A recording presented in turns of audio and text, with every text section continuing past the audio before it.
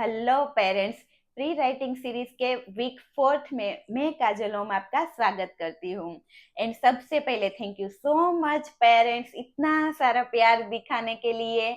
मैं अभी जो डे वन से आपको जो भी गाइड कर रही हूँ वो अपने घर पे फॉलो करने के लिए। पेरेंट्स, अब तक हमने देखा सबसे पहला वीक था वो था फिंगर मसल डेवलपमेंट का। सेकंड जो वीक था वो था लाइंस कॉन्सेप्ट का। थर्ड जो वीक था वो पेंसिल ग्रिपिंग का। एंड हम फोर्थ वीक में बच्चे को बुक्स इंट्रोड्यूस करवाने से पहले पूरी पेंसिल की ग्रिपिंग कंप्लीट करवाने वाले हैं। मतलब कि हम बच्चे को पूरा क्रेयोन से स्क्रिबलिंग करवाएंगे एंड ट्रेसिंग पूरा कंप्लीट हो जाएगा, राइट।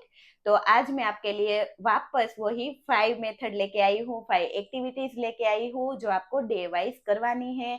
डे वन करवाओ, उसके बाद डे वन की कंप्लीट हो जाने के बाद डे टू पे आपको सबसे पहले डे वन का करवाना है रिवाइज, राइट। और इसी तरह से आपको 5 डेज जो हमारा रूल्स है उसके हिसाब से ही चलना है। तो चलो स्टार्ट करते हैं। सबसे पहले हमें बच्चे को एक ब्लैंक पेपर पे स्क्रिबलिंग करवाना है। उनको जैसे मजा आए वैसे क्रेयोन से करवाए। क्रेयोन जो है उनको कलरफुल लगेगा, प्लस उसमें थोड़ा कम प्रेस करेंगे तो भी हो जाएगा।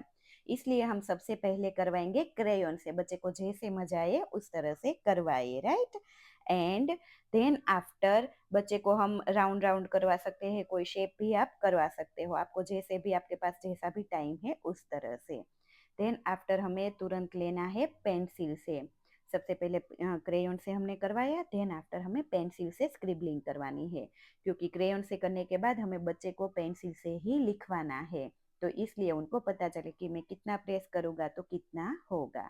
देन पेंसिल से ये आप कितने भी डेज करवा सकते हो, राइट। सेकंड जो एक्टिविटी आएगी उसमें एक ब्लैंक पेपर पे हमें ऑलरेडी लाइनिंग ड्रॉ कर लेनी है। स्टैंडिंग लाइन, स्लीपिंग लाइन मैंने यहाँ पे डायरेक्टली लिया है कर्व लाइन से, जिगजैग लाइन से, राइट। तो आप अपने हिसाब से शुरुआत कर सकते हो और बच्चे को उनको ट्रेस करना है, राइट। देखो यहाँ पे किया हुआ है। मैंने जिगजैग पहले इसलिए ली है क्योंकि बच्चे को हमने आगे करवाई थी ऐसे ही अपने आप ही, ताकि बच्चा ऐसे राउंड राउंड कर सके। एंड देन आफ्टर हमें बड़ी सी लाइन करनी है लेकिन डॉट्स के ऊपर, राइट। सबसे पहले हमने जो किया था वो ऐसे ही था। देन आफ्टर हमने किया उनको ट्रेसिंग करना, एंड देन आफ्टर डॉट्स के ऊपर ट्रेसिंग करना है, जो है बड़ी बड़ी लाइन ली हुई। और साथ में हमें बच्चों को ये जो लाइनिंग जो है उसका कॉन्सेप्ट तो बोलते ही जाना है कि ये स्लीपिंग लाइन है, ये स्टैंडिंग लाइन है, ये स्लैंटिंग लाइन है, राइट।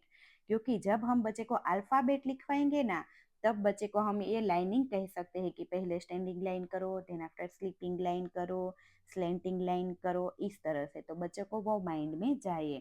एंड खेलते खेलते बच्चे की वोकेबलरी भी साथ में चलती जाए। हमें एक पर्टिकुलर लेके ना बैठना पड़े कि इसे ये बोलते हैं, इसे ये बोलते हैं, इस तरह से, राइट।